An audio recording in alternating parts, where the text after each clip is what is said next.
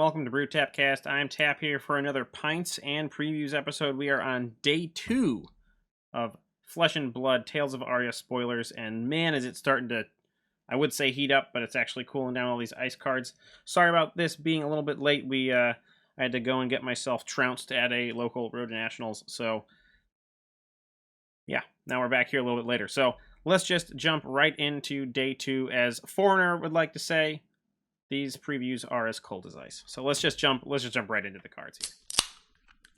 All right, we are starting today off with Shock Charmers by Session Blood. So this was a legendary Lightning Equipment Arms. So new kind of thing here. So Shock Charmers has no defense. So that's not new. What is new is it has Spell Void 2, which we haven't seen on anything legendary, and it seems a little bit out of what we normally think of as legendary armor, but it's kind of nice. We haven't seen any Arcane in the set just yet. So this might be just looking backwards, especially at Legendary. You're not focused on Limited, so you don't need to worry about that. So this maybe is looking back at other, like a Vexing Malice coming at you or something like that. So that's kind of neat. It has an instant as well. Says, instant, pay 2. The next time an attack action card you control hits a hero this turn, it deals 1 damage to them. So it's sort of adding on that spark of electricity to do an extra damage every time we have something, or when we have something hit. So theoretically, you can just be feeding extra power into any attack by just pitching for 2. Not super great on rate. It's kind of like an Aether Conduit thing, so I think that's actually shoots for 2 now that I think about it. But it's a nice sort of threat of activation. If you are going to hit and you have nothing else to do, maybe just dump all your mana into that or something like that. Resources mana, sorry about that. But what this is really saying is it's a very hungry set. So it seems we saw this last set of previews, first day. The Lightning particularly, but also the Frost as well. Everything is very hungry. So it's a lot of resources are needed to really get these things kicked up and to do extra damage or create extra things. So it's going to be a very hungry set. I'm worried how that will work in the grand scheme of things. But we can talk more about that in a little bit. In any case, I think if you're in a very sort of like just want to zap for like a little bit more damage, it can work. I think the 0 armor is maybe a little bit brutal, but we'll have to see how that goes. All right, on to our next one. We have Pulse of Volthaven. This is from Fabled Hunters. And again, before we go any further, if you have not gone and looked at the original spoiler videos of all these people, please do check them out. Some of these creators, some of them are just making little posts or whatever like that, but some are putting a lot of effort into these videos, having a lot of fun with them, telling goofy stories, going really in deep. So please go check out the actual people who made these videos. The link for the Fab spoiler page is down below. Go ahead and check out that. It's got all the creators and the cards they spoiled. Boom, we're all right there. So please do that. So this is Fabled Hunter. So this is a mixed elemental instant at Majestic. It's very interesting. So it costs 0. As we said, Lightning Ice instant. Legendary, you can only have 1 of them, which is very important because it's pretty amazing. So it says your next Lightning, Ice, or Elemental attack, so it can hit Earth, even though it doesn't say that it is Earth or anything in there. Turn gets +4, so at instant. So immediately you should be thinking about, like, all right, cool.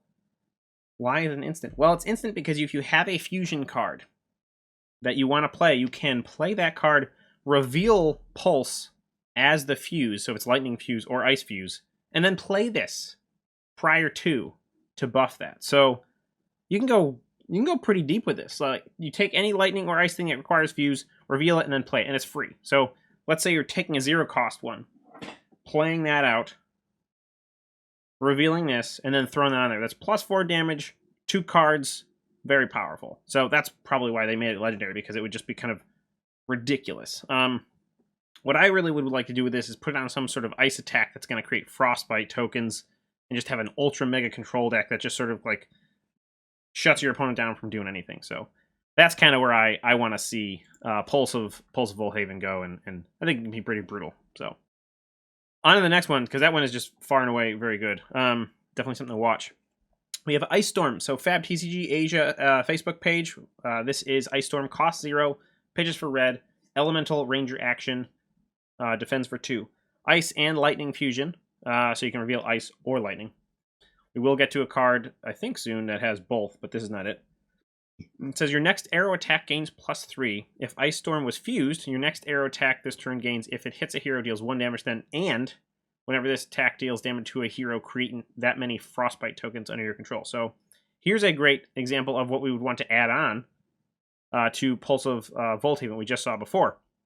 I'll just go again, sorry. So you play this out. You play some Ice or Lightning or Elemental card, really, doesn't really matter. Oh, no, it has to be Ice Lightning for the Pulse to work. Play this out, your arrow's getting +3.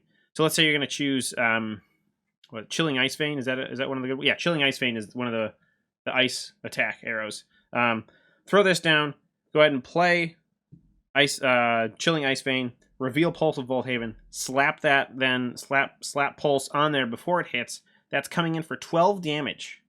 That on hit will create that many Frostbite tokens, plus whatever the Chilling Ice Vein does. I think it also makes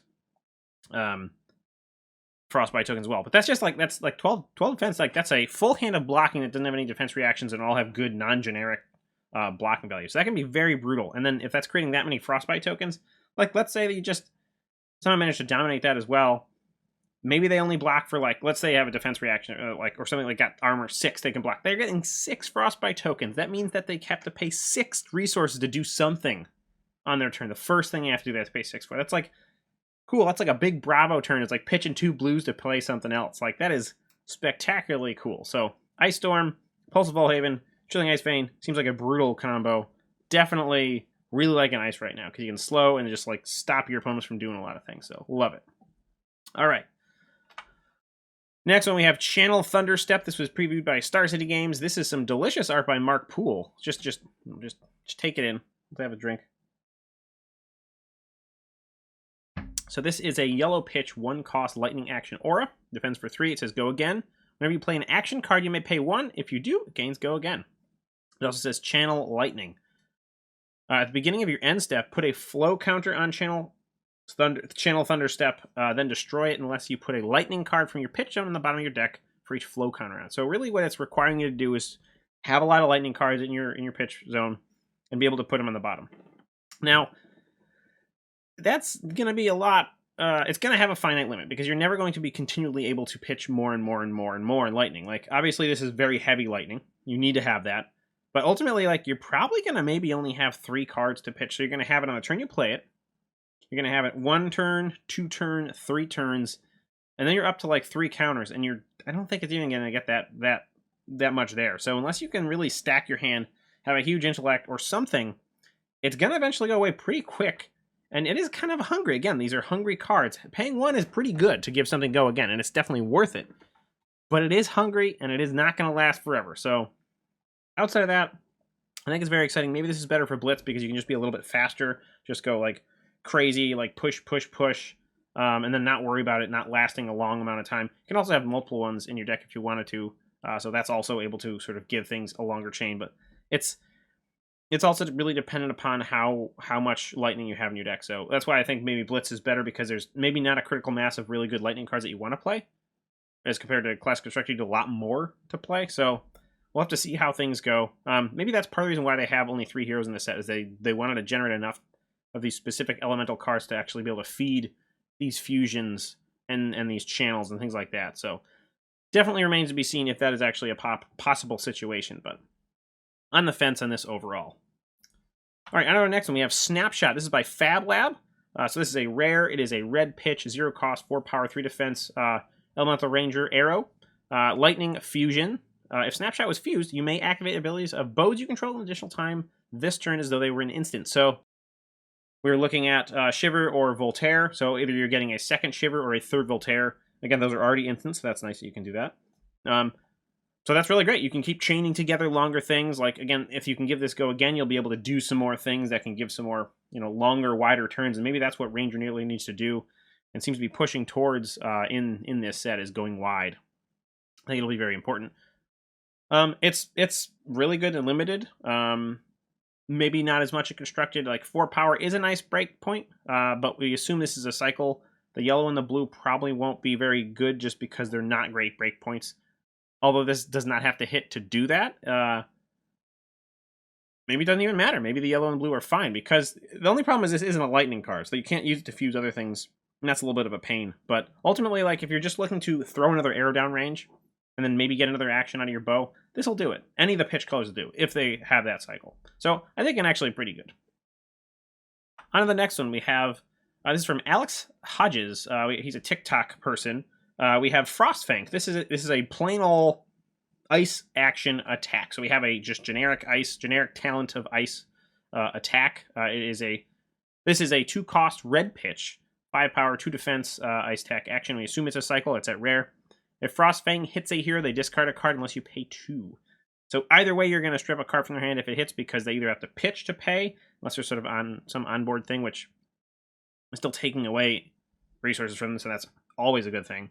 Or they discard a card. So unless there's like a good reason to discard cards, which I'm not really sure if there is at this point, you're going to be stripping cards from your hand, so that's probably worth an extra cost on here. So it costs 2. 5 for 2 isn't a good rate at all. But if you can strip a card from your hand, guaranteed, plus if they want to block some of the damage, they got to block with at least 2 cards here. So you're going to get possibly 3 cards if they...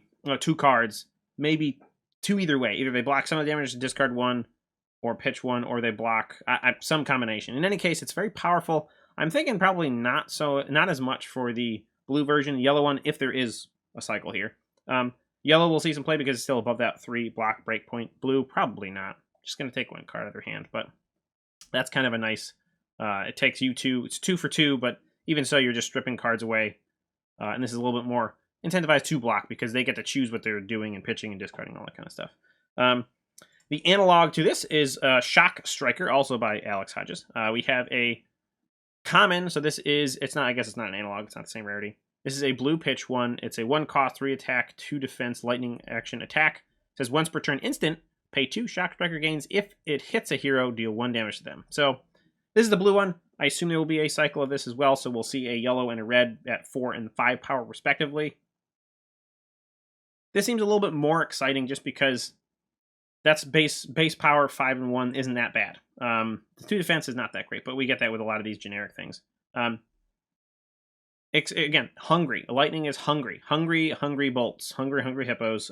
2 resources to add a single damage. I think in blitzes are going to really add up, especially if you're not able to go wide, or you really need to sort of figure something out to get things moving. I don't have much else to do. I'm just going to pitch a card because you're not losing any value there. You get to get deeper into your deck faster. So maybe that's the other thing that's actually kind of neat about this is, yes, the lightning decks are very hungry, but maybe you can just churn through your deck. You can zap through your deck a lot faster. So that's actually kind of nice. So overall, the card's okay.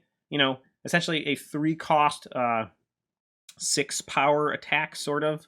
If it hits 6 power, can be kind of nice. The arts all on these 2 are actually really beautiful. Like, these amazing elemental animals are fantastic. This whole set's art is just like spectacular. Like, it's going from like this dreary Monarch War thing to this gorgeous elemental, beautiful land, northern lights in the background thing. So gotta love the art, like 110%.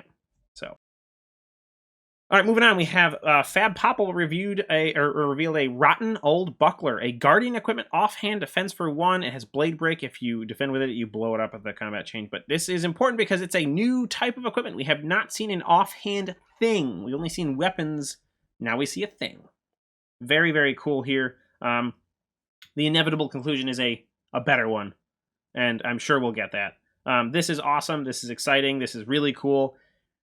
And it's a Guardian thing, so maybe we'll also see like multiple one-handed weapons. That would be like the amazing thing, like Diablo, Barbarian, 2-handed Whirlwind crap, all that kind of stuff. Like, just like that would be too powerful actually, because like Anathos with Bravo and Limited was just brutal. Like, imagine having 2, like you have a hand of 4 cards, you just pitch them, just swing. You'll never run out of cards. Really, that'd be crazy. But this is actually very neat. Outside of that, this is like the limited/budget thing. I'm sure they'll have a better one. But very, very, very cool. Super excited about that. So, not much else to say there. Our next card, you may have seen if you've been around this channel, because this was our preview card. This is Bolton Shot. So this was this is a particular red version. We assume it's a cycle. This is a 1 pitch, 0 cost, 4 power, 3 defense, ranger, action, arrow, attack. So it's generic. So any ranger, Azalea, or Lexi can play this. While Bolton Shot's power is greater than its base power, it has go again, and if it hits, reload. So that's really cool to keep that momentum going. If you can give it go again if you can give something prior go again, you can have this really long turn, and you can also reload after this one. So you somehow get something into your arsenal, shoot that off, Shiver or Voltaire this guy in there or something like that. Boom, launch that guy, gets buffed, go again, maybe hit and get to reload and just keep churning. So I think it's a very powerful Ranger attack card. I definitely think it's going to see some play. It almost doesn't matter the power that is not a great breakpoint. So 4 obviously is good. 3 and 2, if there is a yellow and blue, are not as powerful, but still, because you're throwing arrows downstream at your opponent, they have to do something. They have to block. They want to block this one, even if it is coming in for 2 damage, because you're going to reload and have go again, possibly. So you can really keep the hits rolling with this card. And yeah, if you want to see that sweet, we have this really nice lore video for our reveal here. So if you want to check that out, it's on our channel. I definitely suggest. We put a lot of effort into it, and I really was happy with the way it came out. So yeah, that's that. But yeah, that is Bolton Shot. And all right, our last review, or last spoiler, was from ICV2, that magazine. They got 4 cards. So before we jump into that, let's have a drink. All right, we have the first one, Entwine Lightning. This is a red pitch. 0 cost, 4 power, elemental attack, action, 2 defense, lightning fusion. If it is fused, it gains go again. Wonderful. So we're seeing a lot of that with lightning. We're able to sort of stay nimble, keep things moving, keep things powering through. This is that common. Good for limited, those big, long, limited attacks. So now we're starting to see the cheaper side of the elemental packs, particularly the lightning ones, which are like this, is 0 cost. Fusing is going to require you to show a card, but they don't actually really take any resources, so that's really quite powerful. Being able to give this go again just by fusing is awesome. You can then play that card you've shown with the fuse, can really keep that momentum going. I think it's nice. A free 4 power attack. I assume it's a cycle as well, so the yellow is at 3, the blue's at 2. Unless you're like really wanting something like that, I guess you can get the fuse and give go again, so you can keep that momentum going. But outside of that, they're not in the good break points. You probably don't really want to play them unless you're going for limited. Maybe what this is more for is kind of like your, I guess not, it's going towards your longer, wider ranger. So instead of having just arrows in their deck, they can also have these elemental attacks that allow for them to go longer without having to have things in their arsenal. So even though you may have 2 arsenal slots, these are going to be the things that you can get go again with between arrows. So you can have a like multiple attack turn that's not only stuck from shooting things from your arsenal with your bow. So that's kind of a neat thing. Move on to the next one from ICV2. We have Entwine Ice. So this is a gorgeous card. I just think it's so cool. This big, huge ice fist just swirling around this dude. Looks kind of like a mage or something like that. So this is a red pitch, 1 cost, 5 attack, elemental attack action, 2 defense, ice fusion. Entwine Ice was fused, it gains dominate. Assume it's that common. We assume it's a cycle going 4 and 3 power. So red and yellow look like really nice breakpoints. Again, they're not that 3 base block sort of thing. But the dominate's really important here, especially if we're looking for on-hit effects here, because that's really going to be powerful. Being able to slap out an attack with dominate, get an on-hit effect, whether that's through wanting to give people extra damage via shock tremors or something like that, or frostbite tokens with things like that. That would be really cool. I think it's a pretty good card. I think between these two, the dominate here isn't as exciting unless you're going that heavy on hit effect. I think I actually kind of like the lightning more because you can just keep going wide, whereas this is just like a one-hit thing that maybe if you get an on-hit effect, it's good. But I think, and this is like one of the few times where I think I actually like the lightning version, because they're kind of like analogs. They're both common, that sort of thing, but we'll have to see. Again, there's so much left to reveal. There's so much else that we haven't seen anything from Earth yet. So there's a lot more power space to look and see what's going to happen there. So, all right, third card, we have Amulet of Ice. This is a blue 0 cost, blue pitch, 0 cost ice action item. Now, normally items are awful for a couple of reasons. 1, generally you drop them, you can't do anything afterwards. And 2, they don't defend for anything. This guy, on the other hand, has go again. So you play him and you can still do something. So all this does, it costs you a card. It doesn't cost you anything else, which is really quite nice. It also has instant. Destroy Amulet of Ice. Target hero discards a card unless they pay 2. Activate this ability only if you have Ice Fused this turn. So not only do you have to have Ice Fusion, you have to have done it the turn you want to do this for. So right now we don't see any way to fuse on our opponent's turn. So really it's going to be limited to messing with their blocks and things like that, or just their future of their next turn, which is fantastic. There's nothing wrong with this. I think this is spectacular, and I like it a lot.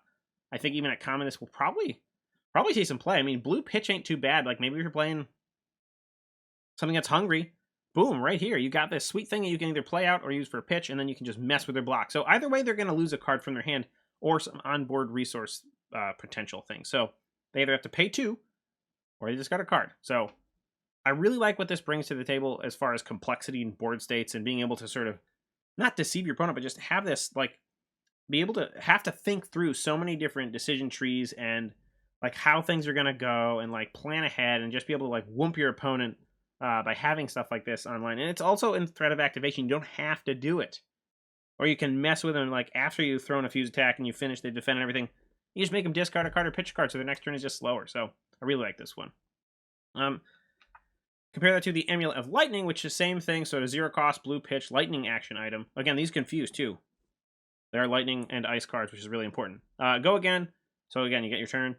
Instant destroy Amulet of Lightning. Target action card gains go again. Activate. It's only if you've lightning fuse this turn. So that's really great. You can keep that momentum going, but I still think it isn't as disruptive as the Amulet of Ice, which is what I like. I'm just really liking all this disruption that we're seeing.